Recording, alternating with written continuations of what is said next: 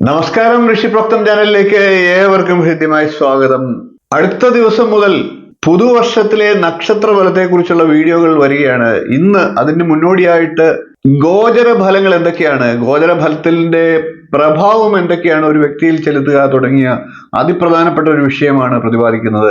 എന്റെ വീഡിയോകളൊക്കെ കാണുന്ന പലരും ഏഴശനിയാണ്, കണ്ടകശനിയാണ്, എന്തുകൊണ്ടാണ് എന്നിട്ട് നല്ല ഫലങ്ങൾ പറയുന്നത് എന്നൊക്കെ ചോദിക്കാറുണ്ട്. ഏതാണ്ട് 25ഓളം വർഷമായി ജ്യോതിഷം പഠിക്കുകയും കൈകാര്യം ചെയ്യുകയും ഒക്കെ ചെയ്യുന്ന എന്റെ അടുത്ത് തർക്കിക്കുന്ന രീതിയിലാണ് പലരും അതിനുള്ള കമന്റുകൾ ഇടാറുള്ളത്. പലർക്കും ഞാൻ വ്യക്തമായിട്ട് മറുപടി കൊടുക്കാറുണ്ട്. ആധികാരികമായി ഗ്രന്ഥങ്ങളിൽ പറഞ്ഞിട്ടുള്ള ഫലം തന്നെയാണ് ഗോചരവശാൽ ഞാൻ നൽകുന്നത്. ഗോചര ഫലത്തിന് ഒരു പരിധി വരെ മാത്രമേ ഒരാളെ സ്വാധീനിക്കാൻ കഴിയൂ എന്ന് നിരന്തരമായിട്ട് എന്റെ വീഡിയോകളിലെല്ലാം ഞാൻ പറയാറുമുണ്ട്. പല ചാനലുകളിലും ജ്യോതിഷന്റെ പേര് പോലും വെക്കാതെയും മുഖം കാണിക്കാതെയും ഒക്കെ ഒരുപാട് ജ്യോതിഷ ചാനലുകളൊക്കെ ഉണ്ട്. ജ്യോത്സ്യന്മാർ തന്നെയാണോ അത് നടത്തുന്നതെന്നും സംശയമുണ്ട്.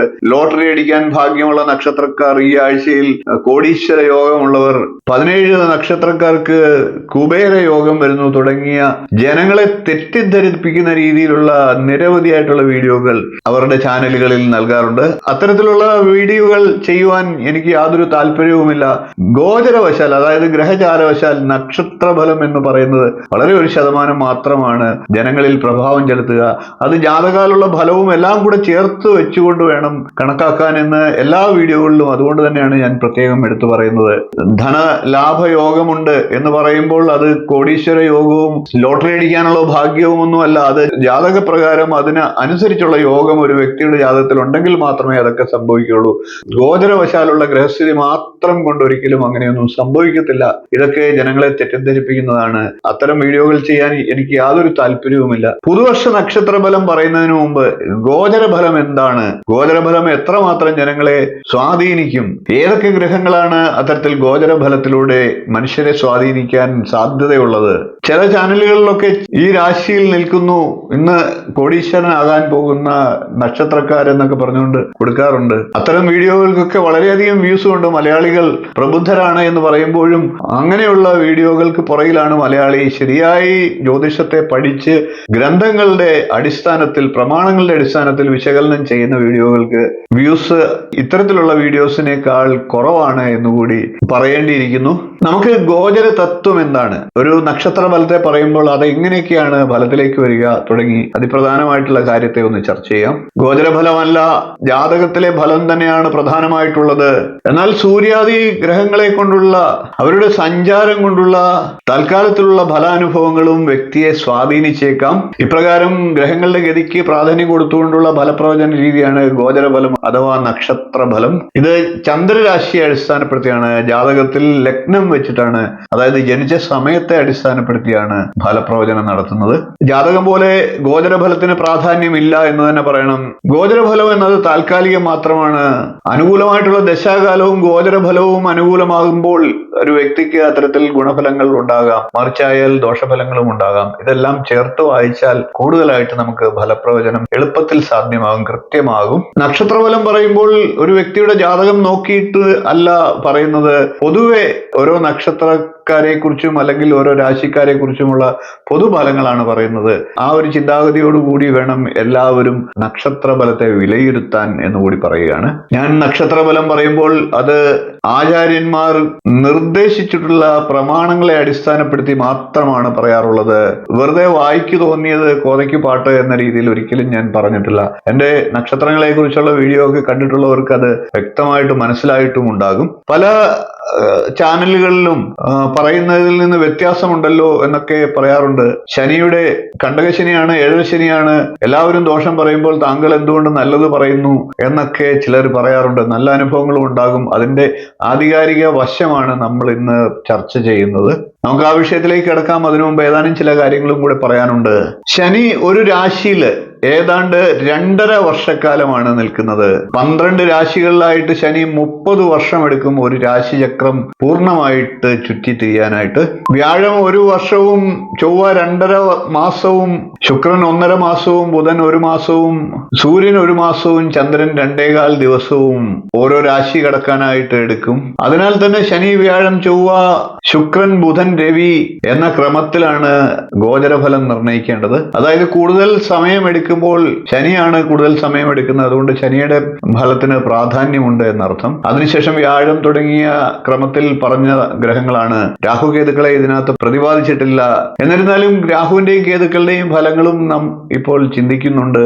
വേഗത്തിൽ സഞ്ചരിക്കുന്ന ഗ്രഹങ്ങൾ ഒരു രാശിയിൽ വളരെ കുറച്ച് സമയം മാത്രമേ നിൽക്കുകയുള്ളൂ. അതുകൊണ്ട് തന്നെ സാവധാനം സഞ്ചരിക്കുന്ന ഗ്രഹങ്ങളുടെ സഞ്ചാരസ്ഥിതി അനുസരിച്ചാണ് ഫലചിന്തയിൽ പ്രാധാന്യം നൽകിയിരിക്കുന്നത്. ശനിയാണ് കൂടുതലായിട്ട് സമയമെടുക്കുന്നത്, വ്യാഴം അതിനുശേഷം. ചുരുക്കത്തിൽ രാഹുകേതുക്കളെ മാറ്റി നിർത്തിയാൽ ഗോചരഫലത്തിൽ ശനിയുടെയും വ്യാഴത്തിന്റെയും മാത്രമായിട്ട് നമുക്ക് ഒതുങ്ങേണ്ടിയിരിക്കുന്നു. അതിനാണ് കൂടുതൽ പ്രാധാന്യം എന്ന് പറയാം. ഗോചരവശാൽ ഗ്രഹത്തിന് എത്ര തന്നെ നന്മകൾ ചെയ്യാനുള്ള കഴിവുണ്ടായാൽ പോലും ദശാകാലം അനുകൂലമാണെങ്കിൽ മാത്രമേ ആ നല്ല ഫലത്തെ ലഭിക്കുകയുള്ളൂ. അതുപോലെ തന്നെ ഗോചര ഫലം എത്ര തന്നെ പ്രതികൂലമായാലും ദശാകാലം പ്രതികൂലമായെങ്കിൽ മാത്രമേ ആ പ്രതികൂല ഫലത്തെ നമുക്ക് ഉണ്ടാകുകയുള്ളൂ. അല്ലെങ്കിൽ ഇത് സമ്മിശ്രമായിട്ട് പോകാം. അതായത് ദോഷഫലങ്ങൾ അനുഭവിക്കേണ്ടി വരില്ല എന്നർത്ഥം. അതായത് നക്ഷത്ര ഫലത്തിൽ, അതായത് ഗോചര ഫലത്തിൽ പ്രതികൂല ഫലമാണ് നിങ്ങൾക്ക് പറയുന്നത്, നിങ്ങളുടെ നക്ഷത്രത്തിന് അല്ലെങ്കിൽ രാശിക്ക് പറയുന്നതെങ്കിൽ നിങ്ങൾക്ക് നല്ല ദശാകാലമാണെങ്കിൽ ആ ദോഷഫലങ്ങൾ അനുഭവിക്കേണ്ടി വരില്ല എന്നർത്ഥം. ദേശത്തിനും കാലത്തിനും കുലത്തിനും ജാതകത്തിനും ഒക്കെ എല്ലാം കൂടി യോജിപ്പിച്ച് അതിനനുസരിച്ച് വേണം ഫലം പറയാനായിട്ട്. അങ്ങനെ പറയുമ്പോൾ മാത്രമാണ് അത് ശരിയായി വരിക.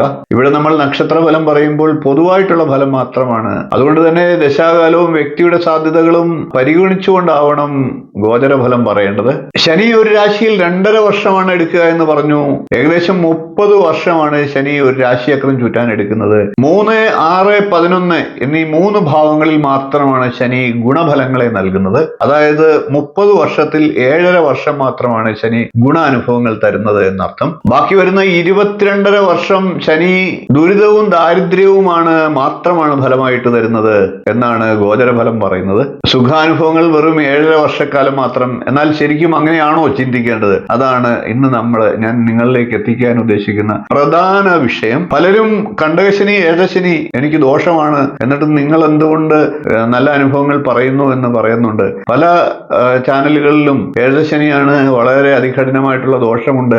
എന്നിരുന്നാലും എന്റെ വിലയിരുത്തലുകളിൽ എന്തുകൊണ്ടാണ് ഗുണാനുഭവങ്ങൾ കൂടി പറയുന്നത് എന്നാണ് ഇന്ന് ഞാൻ അതിന്റെ ആധികാരികതയാണ് നിങ്ങളെ പരിചയപ്പെടുത്തുന്നത്. ശനിയുടെ ഗോചരത്തിന് അത്ര പ്രാധാന്യമുണ്ടെങ്കിൽ ഒരു വ്യക്തിക്ക് 30 വർഷത്തിൽ 7.5 വർഷം മാത്രമാണ് സുഖാനുഭവങ്ങൾ ജീവിതത്തിൽ ഉണ്ടാകാൻ വിധിച്ചിട്ടുള്ളത്. അങ്ങനെ വരുമ്പോൾ ഇന്ന് ഭൂമിയിൽ കാണുന്ന മനുഷ്യരെല്ലാം എല്ലാ കാലത്തും, ഒട്ടുമിക്ക കാലത്തും അവരുടെ ജീവിതത്തിൽ ദുഃഖങ്ങൾ അനുഭവിക്കേണ്ടതായിട്ട് വരുന്നുണ്ട്. അപ്പോൾ അങ്ങനെയുള്ള അനുഭവം നമുക്ക് തെറ്റാണ് എന്ന് തന്നെ പറയേണ്ടിയിരിക്കുന്നു. അതുകൊണ്ട് തന്നെ ആചാര്യൻ പറഞ്ഞിട്ടുള്ള പ്രതിപാദ്യ വിഷയങ്ങളെ, അതായത് ഈ ഗോചര ഫലങ്ങളെ നമുക്ക് അതിൻ്റെതായിട്ടുള്ള അർത്ഥത്തിലാണ് എടുക്കേണ്ടത്. ശനിയുടെ ഗോചരഫലം മാത്രം നമ്മൾ പരിഗണിച്ചാൽ ഭൂമിയിൽ ഗുണാനുഭവങ്ങളോ സുഖമോ സാമ്പത്തിക സൗഖ്യമോ ഒക്കെ അനുഭവിക്കുന്ന ആരും തന്നെ ഇല്ല എന്ന് നമുക്ക് പറയേണ്ടി വരും. അതുകൊണ്ട് തന്നെ ശനി ഓരോ രാശിയിൽ നിൽക്കുമ്പോൾ ശനിക്ക് ദോഷഫലങ്ങൾ പറഞ്ഞിട്ടുണ്ടെങ്കിൽ ആ പറഞ്ഞ ദോഷാനുഭവങ്ങൾ മാത്രമല്ല, അതൊഴിച്ചുള്ള ബാക്കി ഗുണാനുഭവങ്ങളെല്ലാം ആ വ്യക്തിക്ക് ലഭിക്കുമെന്ന് ആ പ്രവചനത്തിന്റെ അന്തരാർത്ഥം കൂടിയുണ്ട്.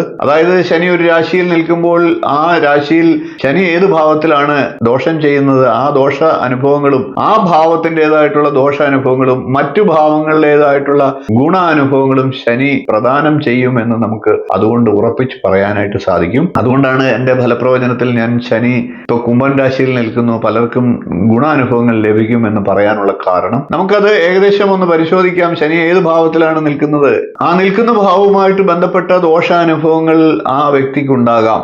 ആ ഭാവത്തിന്റെ മാത്രം ദോഷാനുഭവങ്ങൾ ഉണ്ടാകാം എന്ന് എടുത്തു പറയേണ്ടിയിരിക്കുന്നു. മറ്റെല്ലാ ഭാവങ്ങളുടെയും ഗുണാനുഭവങ്ങളും ആ വ്യക്തിക്ക് ലഭിക്കും എന്നർത്ഥം. ഉദാഹരണത്തിന് ശനി 4-ാം ഭാവത്തിൽ നിൽക്കുകയാണ് എന്ന് കരുതുക. മാതൃകുടുംബത്തിനും മാതാവിനും ബന്ധുക്കൾക്കും ദുരിതാനുഭവങ്ങൾ ഉണ്ടാകുമെന്നാണ് പറഞ്ഞിരിക്കുന്നത്. ദുരിതാനുഭവങ്ങൾ അപ്പോൾ മാതാവിനും മാതൃകുടുംബത്തിനും ബന്ധുക്കൾക്കും മാത്രം പറയുകയും മറ്റ് നല്ല ഗുണാനുഭവങ്ങൾ, ഭാര്യ, സമ്പത്ത്, പുത്രന്മാർ, തൊഴിൽ എന്നിത്യാദി കാര്യങ്ങളിൽ സുഖാനുഭവങ്ങളും ആ വ്യക്തിക്ക് ലഭിക്കും എന്ന് നമുക്ക് ആചാര്യൻ വ്യംഗ്യമായിട്ട് പറഞ്ഞു തരികയാണ്. ബഹുരുതി മനസ്സാൽ ചിന്തയെ ബുദ്ധിശാലി എന്നാണ് ആചാര്യൻ പറഞ്ഞിട്ടുള്ളത്. ആചാര്യൻ പറഞ്ഞിട്ടുള്ള കാര്യങ്ങളെ വളച്ചൊടിച്ച് ഫലത്തിലേക്ക് കൊണ്ടുവരികയല്ല ചെയ്യേണ്ടത്. ആചാര്യൻ എന്ത് പറഞ്ഞു അത് മാത്രം ദോഷവും ബാക്കി എല്ലാ നന്മയും ആ വ്യക്തിക്ക് ലഭിക്കും എന്ന് കൂടി നമുക്ക് അതിൽ നിന്ന് മനസ്സിലാക്കണം. അതായത് ചുരുക്കത്തിൽ ശനി നിൽക്കുന്ന ഗോചരഭാവത്തിന് പറഞ്ഞിട്ടുള്ള ആ ദോഷഫലങ്ങൾ മാത്രവും മറ്റെല്ലാ കാര്യത്തിലും ഗുണാനുഭവങ്ങളും ആ വ്യക്തിക്ക് ലഭിക്കുമെന്ന് പൊതു നിയമമായിട്ട് ചിന്തിക്കേണ്ടിയിരിക്കുന്നു. അതുകൊണ്ട് തന്നെ ഇനി നക്ഷത്രഫലം എന്റെ വീഡിയോ കാണുന്നവർ ആ രീതിയിൽ രീതിയിൽ കാണുക. കണ്ടകശനിയാണ്, ഏഴരശനിയാണ്, വ്യാഴം ദുരിതത്തിലല്ലേ എന്നൊക്കെ ചോദിച്ച് അനാവശ്യമായിട്ടുള്ള നിങ്ങളുടെ അറിവില്ലായ്മയെ പ്രതിഫലിപ്പിക്കാതിരിക്കുക. വളരെ കൃത്യമായിട്ട് ആചാര്യൻ പറഞ്ഞിട്ടുള്ള ആധികാരിക പ്രമാണങ്ങളെ അടിസ്ഥാനപ്പെടുത്തിയാണ് ഞാൻ നക്ഷത്രഫലത്തെ പ്രവചിക്കുന്നത്. നക്ഷത്രഫലം എന്നത് ചെറിയൊരു ശതമാനം മാത്രമേ ഓരോരുത്തരുടെ വ്യക്തി ജീവിതത്തിൽ ഫലദാന വിഷയത്തിൽ സ്വാധീനിക്കുന്നുള്ളൂ. ജാതകം കൂടി ചേർത്ത് വായിച്ചുകൊണ്ട് നമുക്ക് ഇത് രണ്ടും കൂടി എങ്ങനെയുണ്ട് എന്ന് നോക്കി നമ്മുടെ ജീവിതം ഓരോ വ്യക്തിയും നിർണ്ണയിക്കാൻ അതിന് ഉതകുന്ന രീതിയിലാണ് ഞാൻ ഫലപ്രവചനം നടത്തുന്നത്. ആ രീതിയിൽ മാത്രമേ ഇതിനെ കാണാവുള്ളൂ. തുടർന്ന് വരുന്ന ദിവസങ്ങളിൽ കൊല്ലവർഷം 1200 ആണ്ടിന്റെ സമ്പൂർണ്ണ പുതുവർഷ നക്ഷത്രഫലം അവതരിപ്പിക്കുന്നുണ്ട്. ആ വീഡിയോകളൊക്കെ ഇത്തരത്തിൽ ആധികാരികമായിട്ടുള്ള കാര്യങ്ങളാണ് അവതരിപ്പിക്കുന്നത്.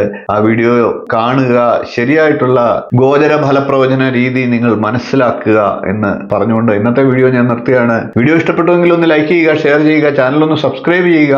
അതേപോലെ നോട്ടിഫിക്കേഷൻ ബെൽ ബട്ടൺ ഒന്ന് ഓൺ ചെയ്ത് വെക്കുക. നിങ്ങളുടെ അഭിപ്രായം കമന്റ് ആയിട്ട് അറിയിക്കുക. ഇനിയും ഇതുപോലുള്ള നല്ല നല്ല വിഷയങ്ങളുമായി നമുക്ക് വീണ്ടും കാണാം. നന്ദി, നമസ്കാരം, ശുഭദിനം.